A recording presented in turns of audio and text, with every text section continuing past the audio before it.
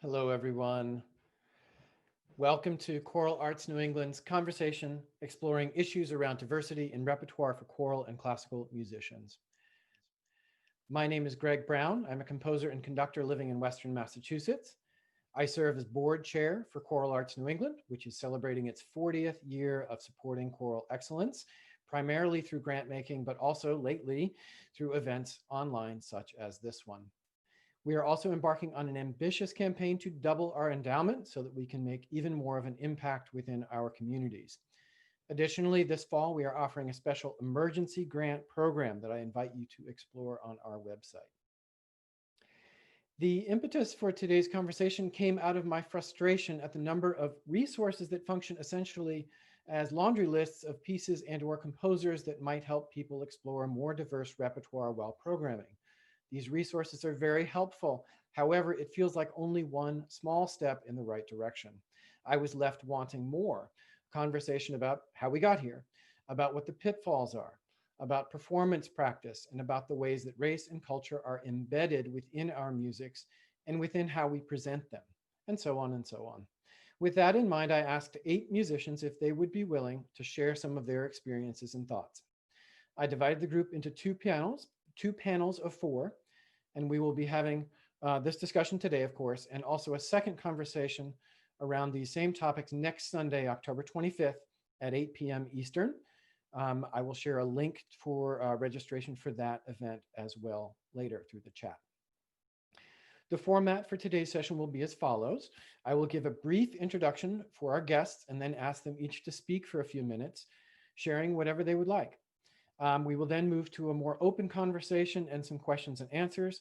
There's a question and answer tab within your window. Hopefully, if Zoom is functioning correctly, it should be down there. Please throw those questions up. I will do my best to get to every question. I will be functioning in the role of moderator today. So yeah, go ahead. We'd love to see your questions. And I will also post links to each of our presenters' bios and websites if you want to know more about them. We're going to start with Maria Esabel Valverde. She is an award-winning composer and singer who has been commissioned by the American Choral Directors Association, Texas Music Educators Association, Seattle Men's and Women's Choruses, and the Boston Choral Ensemble, among others. She has also appeared with Dallas Chamber Choir, Vox Humana, and EXIGENCE in Detroit. She was a featured composer at the 2016 Gay and Lesbian Association of Choruses Festival, where her piece, Our Phoenix, was premiered by 6 collective ensembles from the United States and Canada. Her works are published by Earthsongs, Walton Music, and self-published.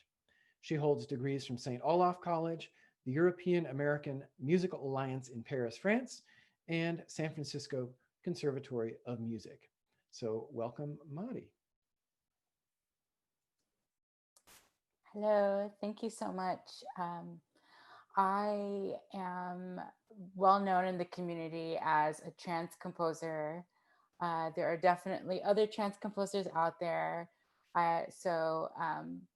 But a lot of people feel comfortable coming to me for those questions because I'm very, very transparent. And some of the choral music and vocal music that I write centers trans experience. And in one way, one way that I do that is to work with a poet named Amir Rabia, who is a mixed race, disabled, queer, trans poet. I've done, I think, 5 projects with them. They're really incredible. And you mentioned Our Phoenix. That was my first collaboration with them.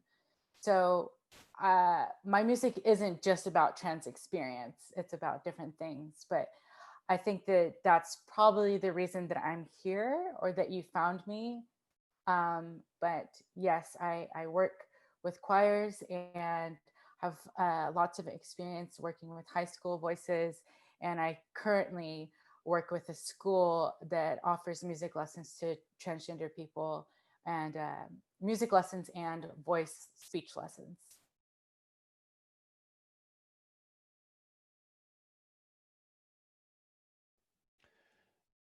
That's great. Thank you so much. And yeah, you were recommended to me by another composer, and I think you're touching a little bit on this idea of sort of idiomatic and non-idiomatic, the things that we sort of look to, for instance, a trans composer, um, what their voice is and how it can be far more than just one thing. And I think that's super important. Do you want to listen to some music of yours? Sure. I linked Wondrous Glow, which is another one of my collaborations with Amir. This piece is really more about the poetry than anything. It's, to me, it speaks to the resilience of LGBTQ people, specifically LGBTQ people of color. Um, these are kind of how do you say, demands or commands, imperative statements of being and daring to be. And really, a lot of the trans experience is so heavily focused on survival. And that's a politically entwined thing to unwind. Um, but this music is very much about what's beyond survival. And so this is, I think that anybody who has experienced adversity in their life can find inspiration and meaning in this text. But to me, it's about resilience and one strengthen themselves. Wonderful. Let's listen to the first couple minutes of this. And I will share a link to this in the chat. Or actually, you can do that, Madi. You can share that. If people, I know you shared it earlier, but if people have joined since then, it won't be in the scroll. So, so I'll hit play and then mute myself and go back to the poem so people can see the poem. Today.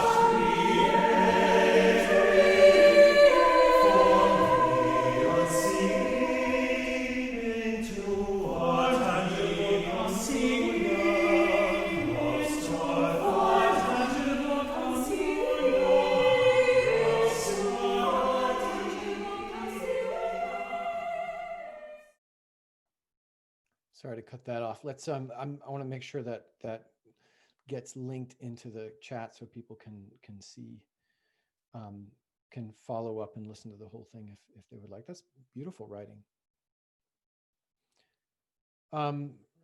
So should we move on, Mari? Do you feel like, okay. So next up is Jonathan and Reggie are going to talk together about a piece. Let me do a formal introduction for them. Reginald Mobley began his classical music career as a member of the twice Grammy-nominated ensemble Seraphic Fire. He has since appeared with Academy of Ancient Music, Bach Collegium San Diego, Monteverdi Choir, and English Baroque soloists, the Royal Scottish National Orchestra, Seattle Symphony, TENET, and the Handel Haydn Society, among others. Reggie had the honor of becoming the first Black person to lead Handel and Haydn in its bicentennial year. Since moving to Boston, a strong devotion to social and political activism has awoken and become a part of his everyday life. His activism and volunteering in local political campaigns has helped focus a desire to make a difference within the arts, particularly with the massive inequality regarding race, gender, and sexuality within the classical music industry. Reggie and Jonathan are other guests that are going to co-present.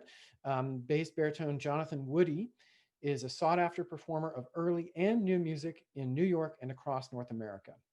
In increasing demand as a soloist, Jonathan has made appearances in recent seasons with historically informed orchestras such as Boston Early Music Festival, Tafelmusik Baroque Orchestra, and Bach Collegium San Diego, and has also participated in the Britten Pears Young Artist Program in Aldeburgh, UK. He has appeared as an ensemble singer with some of the leading vocal ensembles in the United States and abroad. Jonathan's musical pursuits extend beyond his voice, and in recent seasons, he has been commissioned as a composer for groups including Handel and Haydn Society and the Uncommon Music Festival. So welcome, Reggie and Jonathan. Thanks for having us. Thanks for facilitating this, Greg. Really appreciate this. You're welcome. Thank you. So, I don't know if for some of you who may have been, who attended the ACDA conference, national conference in Kansas City a few years ago, you remember that one of the highlights, one of the most talked about events that happened during the convention was one specific choir, and it was the Oakwood Aeolians from Oakwood University, an HBCU in Huntsville, Alabama. The incredible musicality and talent and spirit that came from that performance, I mean, that was the brightest spot in Kansas City, even more so than the barbecue that's there. And everyone just, I mean, it was an incredible event, and everyone kept saying, where have they been? Where has this choir been? Where have they, why have we heard them? Where are all these people? And the thing is that we've always been here. We've always been, I sang with the Oakwood Aeolians when I first started college in '95, and they've been around long before that. And there have been other Black choirs that have been around. There have been other choirs of people of diverse backgrounds, people of color. And the thing is that the framing of these conversations were always in a way that it was on us to prove our worth and show that we somehow can finally rise to the point in 2018 that we can be on this stage. And the truth is that no, that's not on us.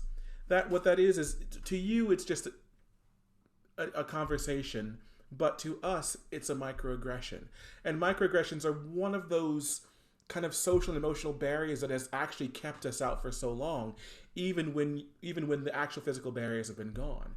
And these issues happen everywhere, in every facet of classical music, especially in the choral world. And so a few years ago, after a particularly heinous encounter that I had at a festival, I went on a Facebook and I basically sent out a big blast to everyone saying, all artists of color, tell me your stories. What are the microaggressions? What are the racist things said? What are the anecdotes that have been said to you in the workplace, on stage, off stage, in the hall, anywhere, in school? What are your stories? And so many people shared stories in the thread, in private messages, texts, and emails. And I looked at this, and at first the idea was just, I didn't want to feel alone anymore in these encounters. But when I saw this, I realized this is my role as an artist. This is what we do. This is how we process the world. I have to share this somehow and work to not just share these stories, but create a place where maybe perhaps we can also share this emotional labor with the people who have created this and heaped these upon the shoulders of artists of color. And so, with their permission, I created kind of a text of many of the stories that were shared with me and some of my own, and said, well, what can I do?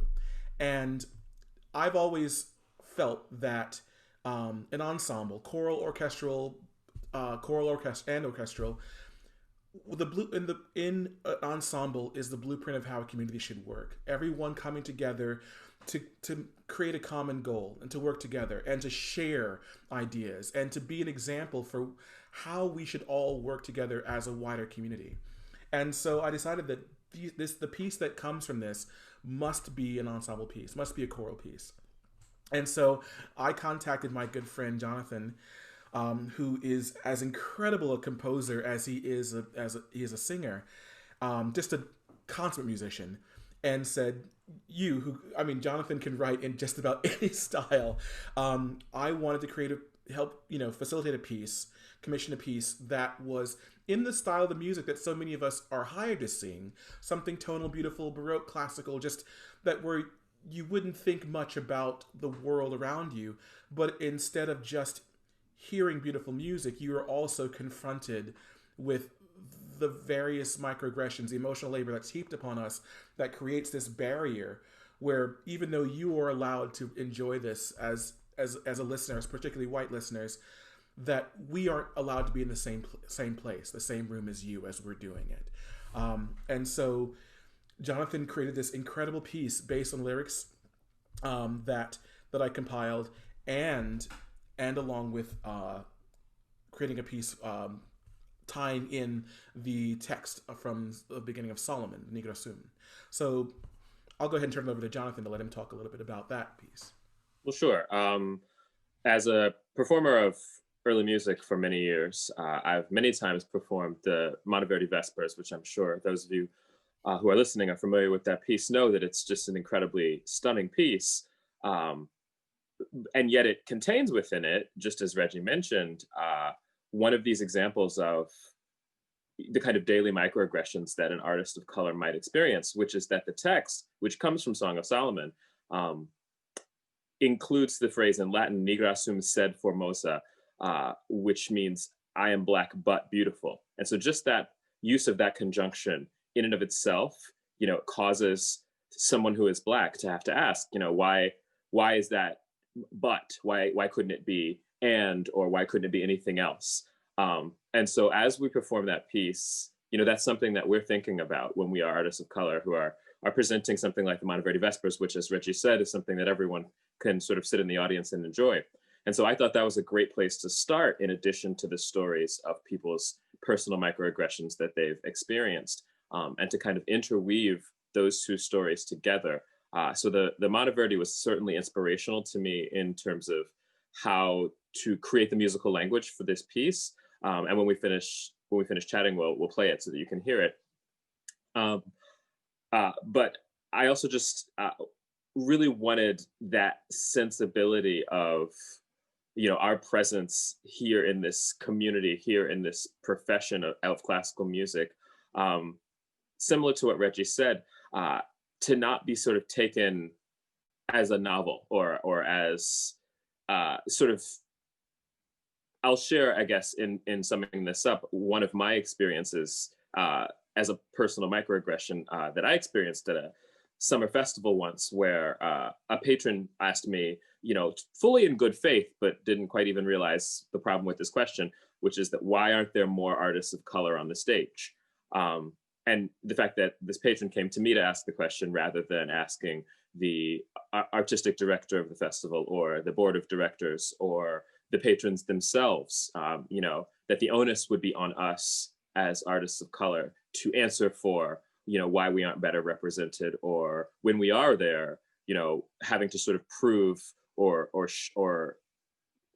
earn our right to be there by sort of becoming noted as exceptional in some particular way. And so we wanted this piece to have just a sense of what that feels like. And so one of the things that's really important to us when we performed the piece, and hopefully as it continues to be performed, is that the performers themselves would be of mixed and varied race, so that facing some of these harsh realities is something that we can do collectively as a shared exercise, and not simply, you know, a moment of white people look at what you've done. I mean, to the extent that that is the case, you know, there it is. And yet the idea is that we can bridge this gap together. We can move forward together. We can understand each other together. So, so that's a little bit of where I'm coming from with the piece. Should we go ahead and play it?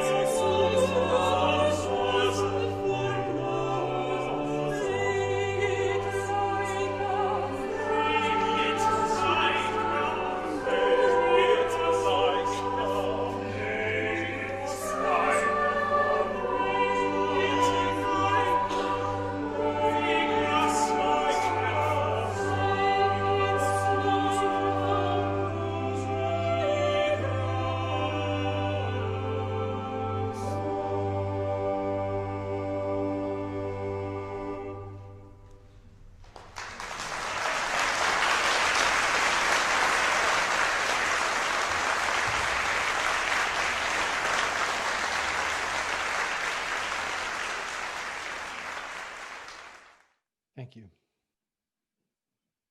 Thank you. Thank you for playing that for us. Yeah, thank you. Absolutely.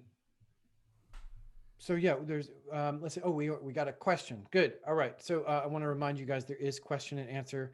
We're going to hear from Molly Stone first, but then we'll jump into the questions. We have one from Melissa. It's great. Feel free to jump in, everyone, and type in those questions. We'll get to them soon. Our last panelist for today is Molly Stone. Molly serves as choral conductor and lecturer at the University of Chicago, directing the University Chorus and Women's Ensemble. Molly is also the co-founder director of both the Chicago World Music Chorus and the Augsburg Twin Cities Global Harmony Choir. She teaches internationally with the organization Village Harmony as well. Her doctoral dissertation focused on how Black South Africans have adapted the choral music of the anti-apartheid struggle to address the HIV/AIDS epidemic. Stone works both internationally and locally to help create programs and collaborations that allow singers to study the music of various traditions by working directly with tradition bearers, and to provide tradition bearers with platforms and resources that support them in sharing their music on their own terms. So welcome, Molly. Thank you so much for having me. And I just feel like it's getting to hear both of these works is just such a total gift. Thank you for writing them, but also for sharing them here. I just want to talk a little bit, when Greg reached out to me first about this concept, you know, we were in the middle of trying to figure out how to adapt our lives as choral musicians for the COVID era and for this era of remote teaching. I typically lead the equivalent of study abroad programs for musicians, where if you want to learn the music of a specific culture, we go there and you live there for a while and spend all of your time in lessons with master teachers from those traditions, and then perform around that country and get to work with lots of different ensembles. Or I'm bringing those master teachers from foreign countries to the US. One of the most vicious ways in which the choral world upholds systemic oppression and racism is by denying all of us the opportunity and the responsibility of spending just as much time learning music from other traditions in a way that we can actually create informed, authentic performances of it, in the ways that we are trained from day one to do that with like white traditional Western classical music. You know, I have a doctoral degree in choral conducting. That means I went through undergrad, master's, and doctoral program and never was once told that I should possibly learn how any Black genre of choral music goes. I mean, really, we never studied African American spirituals. We never studied gospel music. We never studied gospel quartets. Just no real even acknowledgement of this incredible repertoire, which is one of the most defining elements of our identity as American choral musicians. So the fact that, you know, when people want to do a piece by Bach, they can spend hours arguing whether to do it 1 on a part or 3 on a part to be more authentic. But when they're trying to learn a piece from South Africa, they go to J.W. Pepper and buy the first thing that pops up without ever bothering to figure out whether the person who arranged the South African song, as though they need to be arranged by white people. Anyway, to find out whether those people know anything about the tradition, let alone whether the arrangement is valid. I'm telling you right now, it's not. So this is something that I try every day to find how can we connect people as directly as possible with real culture bearers who know and want to share their music, but do it on their own terms, which means teach it authentically. Yes, you have to actually know what the vocal tone is that people from other cultures use, or even cultures within our own country. Yes, you should know how to do phrasing and express, you know, use expression the right way. You should know how to actually pronounce the words because people speak those languages. You should know the historical, social, religious, political context in which all of these pieces were sung, or you look like an idiot performing something that has a very different meaning than what you think it has. So anyway, I keep thinking if I can seduce enough people into having direct contact with culture bearers, that maybe they'll stop, you know, resorting to these terrible publications that just completely destroy anybody's understanding and relationship with music from other cultures. Okay, so I just want to talk a tiny bit about one of the great things about this bizarre era of everything shut down, right? We can't necessarily sing with other people in the same room, but we've been, through the organization I work with, Village Harmony, we've been creating an online platform for our culture bearers to be able to share their music again on their own terms and in the way that they believe it should be transmitted, using digital media. So what we basically have been doing is like, the programs vary whether they're every day for a few hours or once a week, but basically you have online Zoom lessons with a culture bearer. And then on our Thinkific site, which is the platform we use, the culture bearer can load as many articles, films, source recordings, and teaching materials as they think is necessary to learn the piece. So I just wanted to, if you don't mind, can I share my screen just for a second, Greg, and give an example of this? So what I can't show you is the other folders that are on here, but there's endless background information. So this is one of our South African teaching artists page. This is just for one song that he teaches. It's a brilliant piece in reaction to the coronavirus pandemic. He's one of the great composers of music about HIV in South Africa. So whoever thought he'd be writing about a second global pandemic in his lifetime? So for instance, here you have a source recording. Granted, nothing is authentic in that there are no choirs getting together to sing about coronavirus because it just started. So we only have one on a part here. Eventually, when the shutdown is over in South Africa, you'll have a full choir. But just to give you a sense of even just hearing what the music sounds like in South Africans' voices.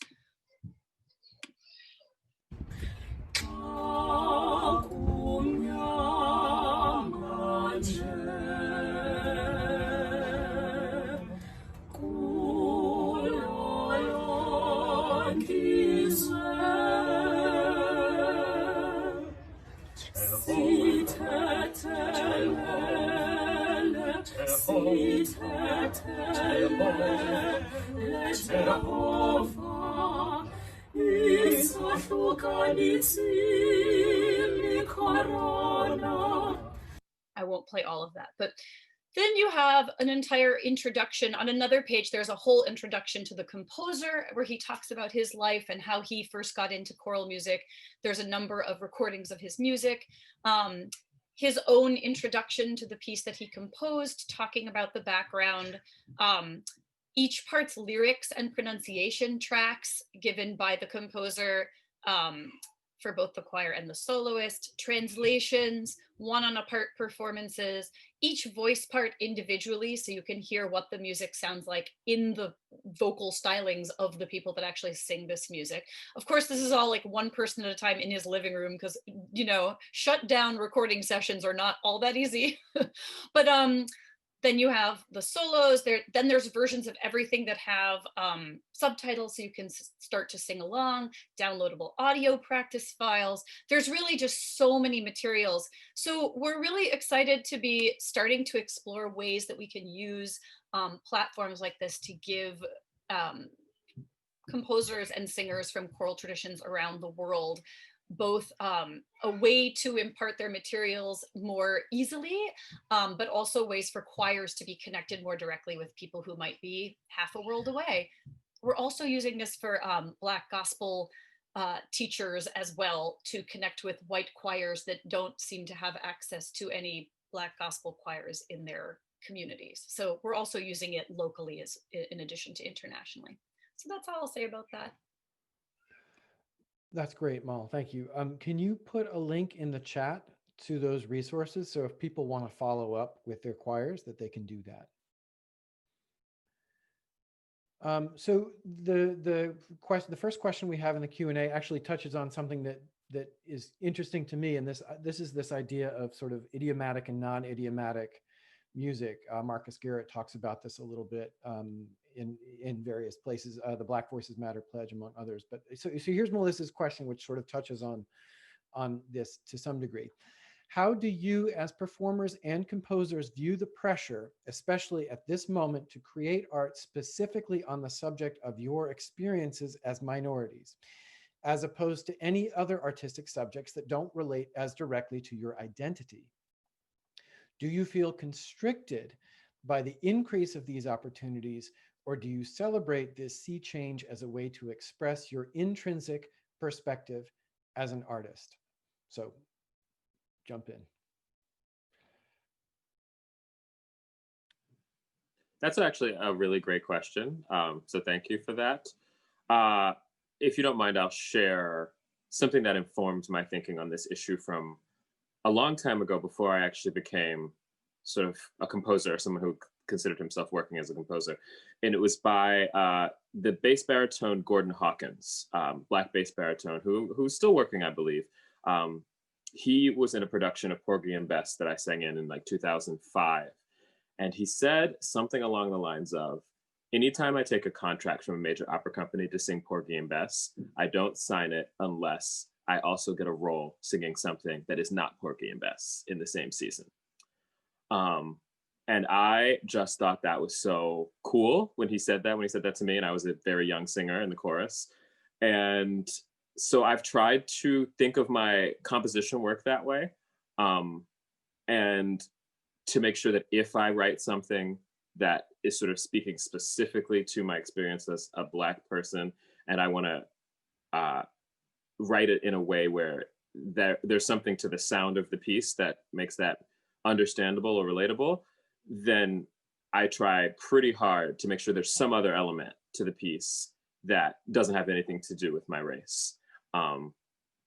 And so whether that be, you know, the choice of the poet, whether that be the choice of the musical genre, or even just the subject matter of the piece itself, just some way in which I can sort of remove it from a direct relationship to my external identifying factors. But that's just me, and I'm not saying that that's something that everybody else should or should not feel comfortable with.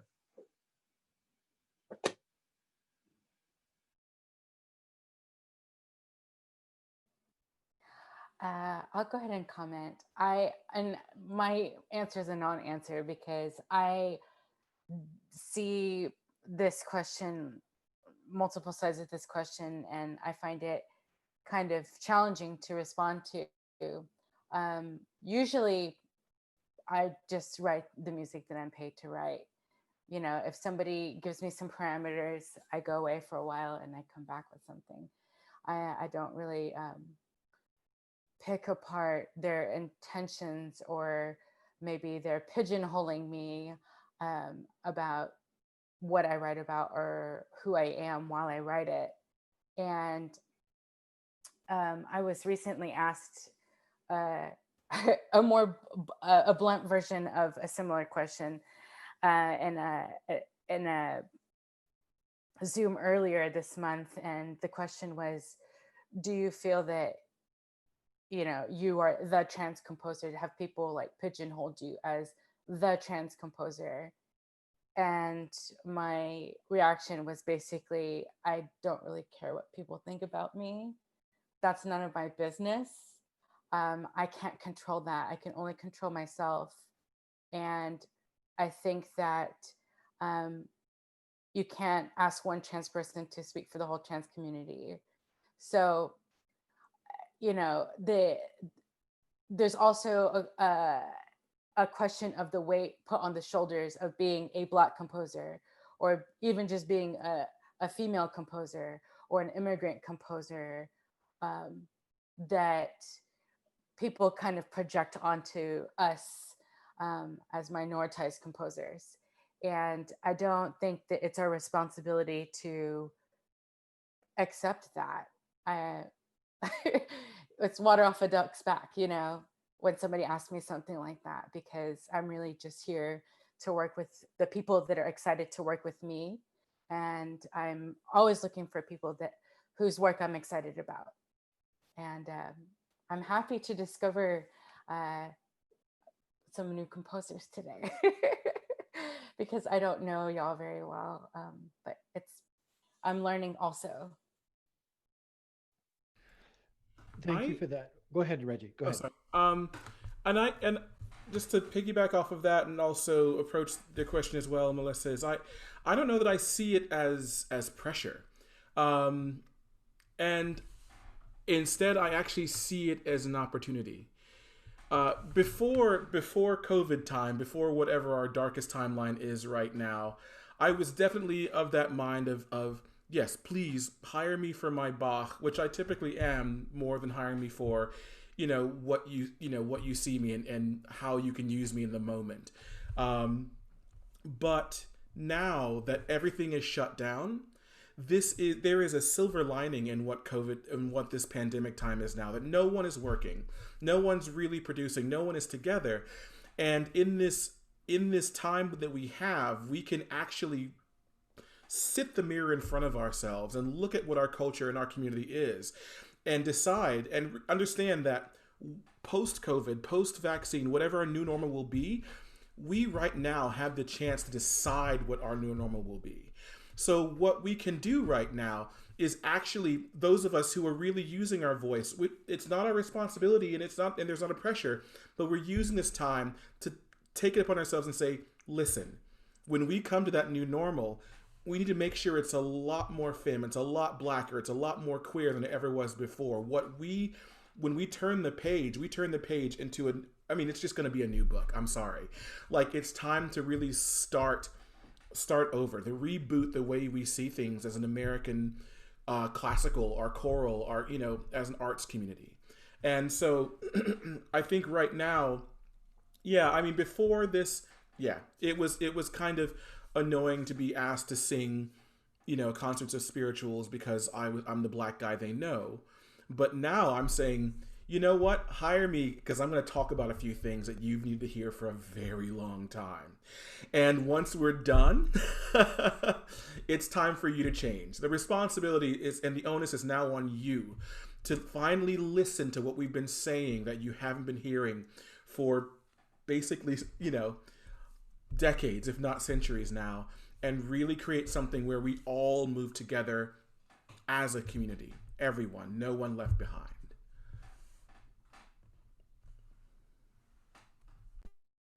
It's beautiful. Thank you.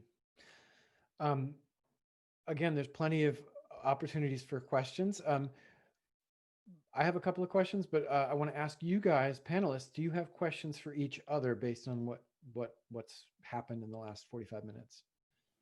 I have comments. Go for it. When Jonathan was talking about his work, there was the anecdote you gave about somebody coming up to you after your performance and saying, why are you the only person of color performing? I think that's what you said. I hope I got it right. But when I hear that, I've certainly never been asked that. But when I hear that, what I actually hear is, why are you, Jonathan, performing? Because they would not ask that question if you were not a part of that performance, if you were not publicly seen and participating and creating music and moving the audience. So that, is an example of a microaggression if people don't know what that means still. And the way they asked it doesn't really sound offensive, but we take offense to that kind of thing just because of where it's coming from, the implication of it. And the shadow around this conversation is the shadow of guilt and defensiveness, and this idea of allyship, and what should the role of specifically white people be when doing diversity, equity, and inclusivity work. And even the conversation just makes people defensive. And that's really not our business. And I think that people need to be operating first from a place that's not defensive. I think that really needs to be, that bubble needs to be popped before any work happens, because we're having y'all are sharing resources and we're having a constructive conversation.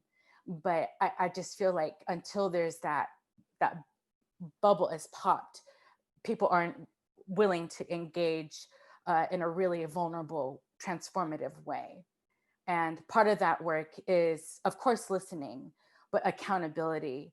And when Reggie's talking about what it means to how we're going to proceed, you know, and what it means to be an American, and what is American music, and all of those questions that are so important.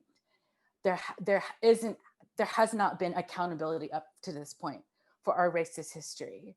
And so if we're not teaching at every level of music education our racist history as a country that practices, you know, systemic oppression for Indigenous people, you know, these things should not be difficult to do. This should be elementary. This is starting from zero, because only then are we having an authentic conversation.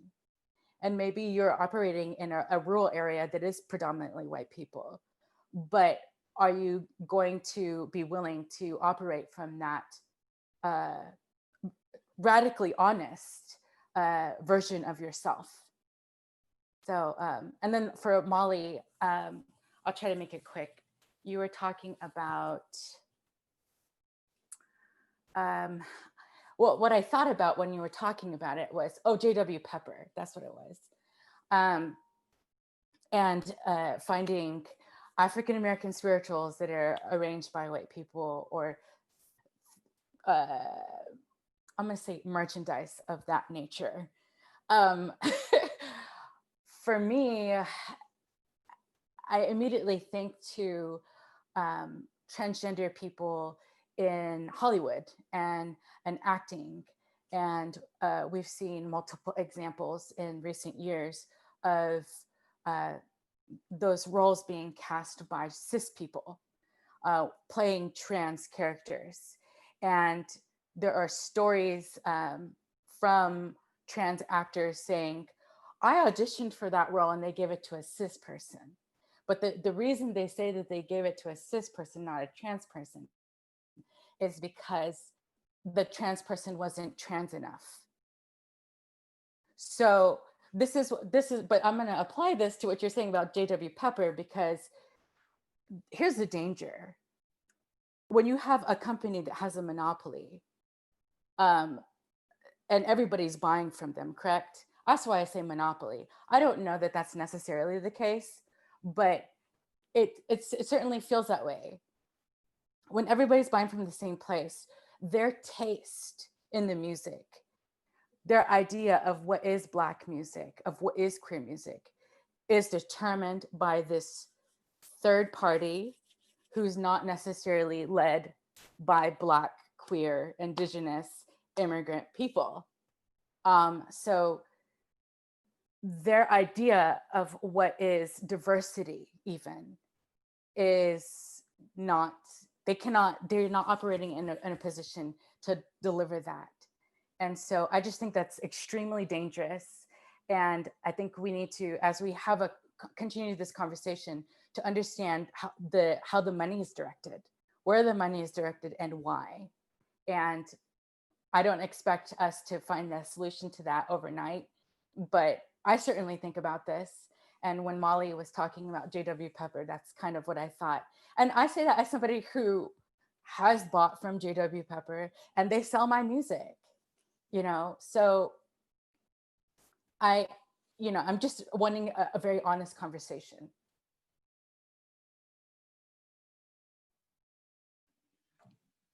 Molly, I actually have a question for you that piggybacks of what Mari just said. With respect to allyship, it seems as though you have taken some steps to build in structures that allow predominantly white or mostly white choirs to explore repertoire, not necessarily from those traditions, and do it in a way that is still respectful and that contributes to learning for everybody. And I guess my question for you is, did you have a pivotal moment at which you had a realization? Because one of the things Mari said, I think, is a really good point, which is that when white folks sometimes come to these conversations, they can be threatened or they can feel defensive, especially if confronted by a lack of knowledge that they didn't realize they even had, a blind spot. And so I guess I'm wondering if you have any stories of that experience that you might be willing to share to talk about maybe pushing past it or learning to work with it or work through it. Jonathan, you may have opened a can of worms here. Boy, do I have a story for you. I will try to keep this short, but it was a pivotal moment and it really changed my entire life. When I was growing up, I sang in the Chicago Children's Choir, which was founded out of the civil rights movement to bring kids together from different racial, religious, and socioeconomic backgrounds through music. So I would say that I was politicized as a choir singer since I was 8 years old. But I grew up learning lots of South African music during apartheid, the ending years of apartheid, and we got to see the fall of apartheid and this utilization of the music that had been from the struggle now to create this new kind of rainbow nation identity. And it was such an exciting time. And I loved this music so deeply, even from afar. But then when I was a teenager, I got the opportunity to go on a choir tour to South Africa with Chicago Children's Choir. It was a 5.5-week tour right after the first democratic elections. It was a very volatile time to be going there. Looking back, I don't think anyone does anything like that anymore with children.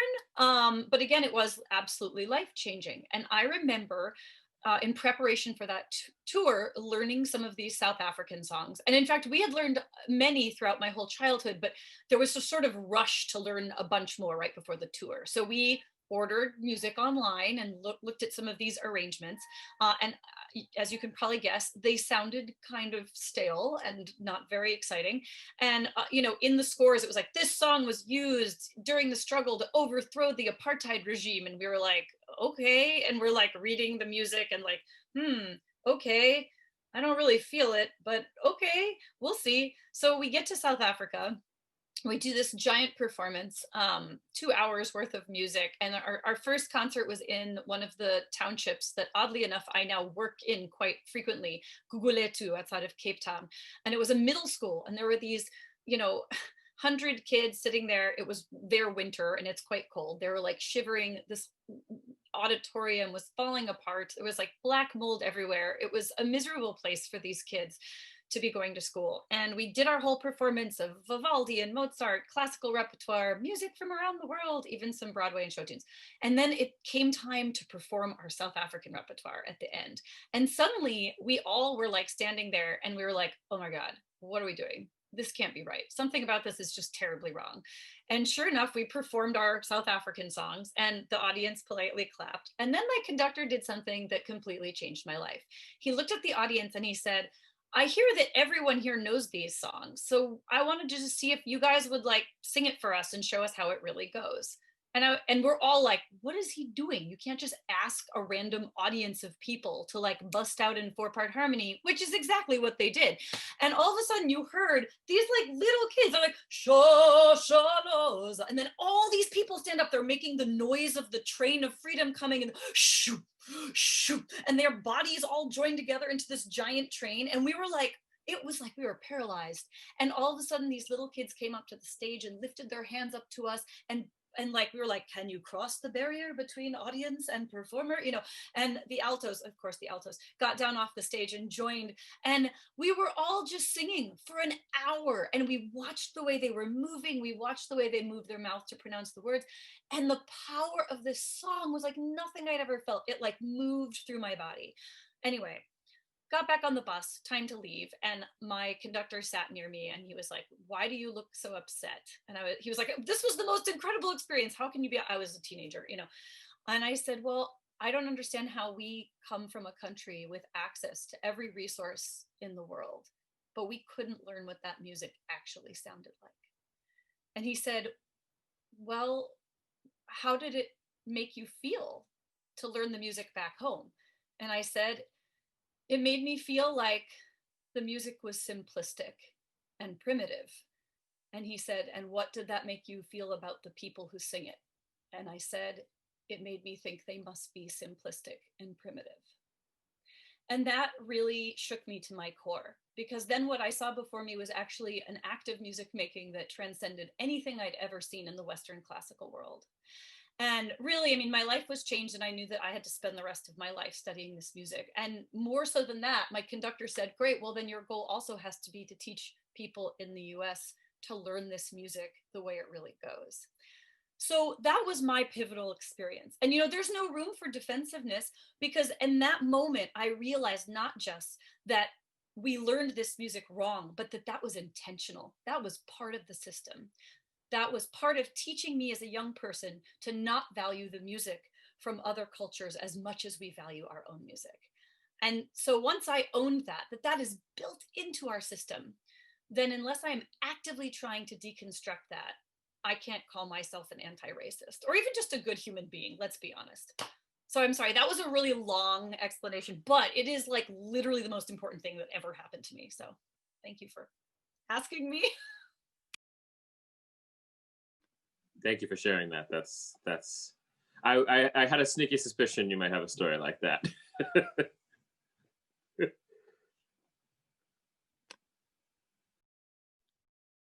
Well, yeah, thank you, Molly. And I've known Molly for a long time. We sang together as undergrads. And the experience of singing this music with Molly is really, really incredible.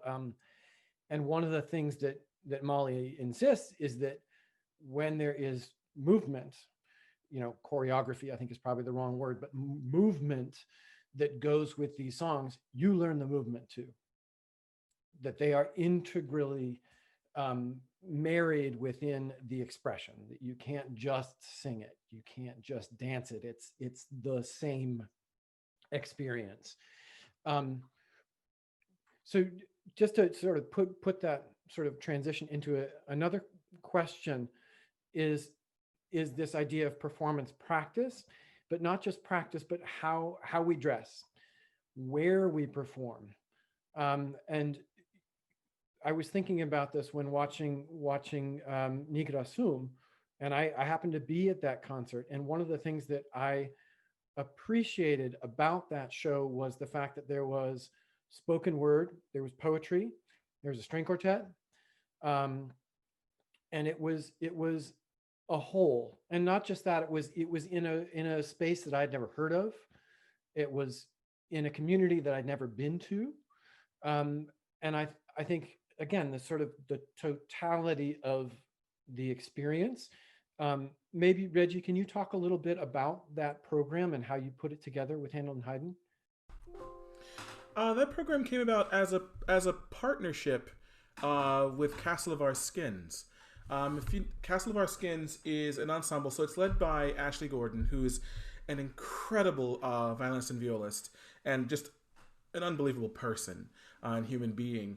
But so Castle of Our Skins isn't basically it's kind of in the vein of Chineke, if you know of that ensemble in the UK, but it's a instrumental ensemble, chamber ensemble, or that is really just built up of musicians of color, artists of color, and the idea of showing that there are more of us out there and that we are just as good and we are capable of doing as anyone else. And H&H, in our new goal, as we're kind of really focused on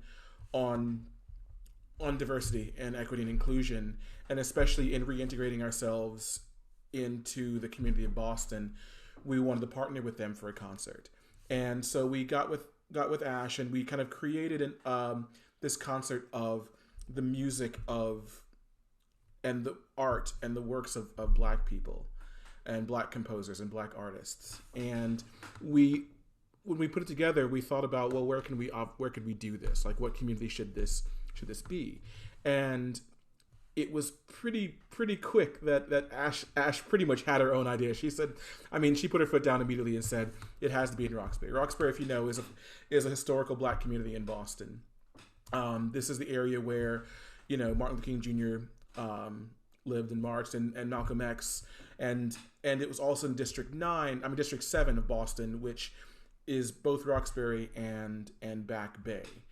And if you know much about that, in this one district, in the span of 2 miles, there is a difference of, in Back Bay, the average savings of a white family in Back Bay is $150,000, where the average savings of a family in Roxbury is $8, where the disparity of the life expectancy is literally 33 years between Roxbury and Back Bay. And it was important not just to bring this music and to this community and show that it belongs there, but to also say to our typical audience members and subscribers at H&H that you need to bring your dollars here. You need to be here. This is where you need to be. You need to see what exists, what you've ignored for so long through redlining and segregation. And if you know much about the history of Boston, that still exists to this day. Like it is a. I mean, the race issues in Boston. I mean, it's part of what Boston is, sadly, even more so than it is in the South. As someone coming from the South, I'd never lived in a city as racist as Boston, Massachusetts. But the concert was there to kind of show off the brilliance and amazing existence of composers, Black composers now and in the past who've always been, and to say that like this isn't the way it has to be, and we can do it in any way necessary. And so, you know, when it was staged, it was well attended and regarded, and it led to quite a few more things. And it's actually really pushing to make bigger changes in the music community in Boston, to really kind of diversify and show that not everything has to be in Jordan Hall or Symphony Hall, and it doesn't always have to be Haydn or Bach. It can be everything. It can be us. So that was that concert, and then it's still there. Echoes of that concert are still going on this day. The fact that I'm now the programming consultant with Handel Haydn Society, that was all born out of what we did that day in Roxbury. It was a really, really wonderful concert, and I'm glad I was there, and I hope there are more, and I hope I can make it. I hope we get back to concerts. Are there any other questions? If not, I have an idea for how to outro us, but do you guys have any other questions or comments? I'll have a comment really quick. Just going off of the last thing Reggie said about becoming a consultant. This was something that I didn't realize was a thing for a long time. But if you're gonna have the gall to go to your Black friends and ask them to educate you about the Black experience, or your trans friends, or whatever it is, you know, we want to be paid. And talking about what Jonathan was saying earlier, you know, ask us about our other work as well. You know, that's we're not just one thing, but like I said at the beginning of this, probably most people found me because I'm one of a handful of out transgender composers in choral and vocal music. So yes, I think it's actually violent to expect people of different experience to educate you and not pay them, or, you know, view them as full musicians. Absolutely. Yeah. So when I run these, I'm always very leery of time, and I wanted to make sure we got everything in.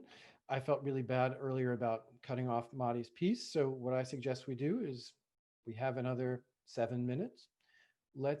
I want to say thank you all for being here, and I'm going to transition back. We'll listen to the entirety of Madi's piece, and then this will be our outro. Can I actually interject and ask one last question? Sorry, Go for it. I'm taking the time. I actually want to know, and this is something just for my own, and just something I just want to know. When you look at this screen, you see, I mean, the majority of this screen are people of color, are women, are queer people. Like, this is a truly diverse panel of people. But and one of the great things about that is representation matters. And for the people that need to change, Greg, you are the proxy for them. You are the proxy for that. And I'm actually curious to see, like, what are your thoughts on what's just transpired? Like, how has this changed you in any way? I think this has been this last 6-8 months has been very eye-opening for me, particularly in the ways that I confront the things that I have taken for granted for so long. And a lot of that has to do with what I expect to see when I go to a concert, what I expect to hear when I turn on the radio or turn on Spotify or whatever, how much of that is curated by me, how much responsibility I have for what I read and what I hear.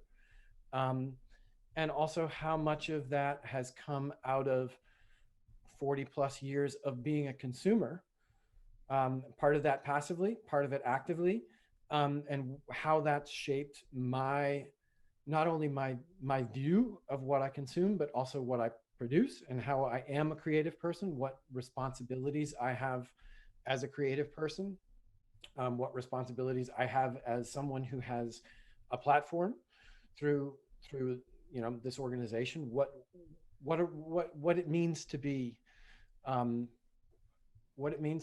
within a larger community.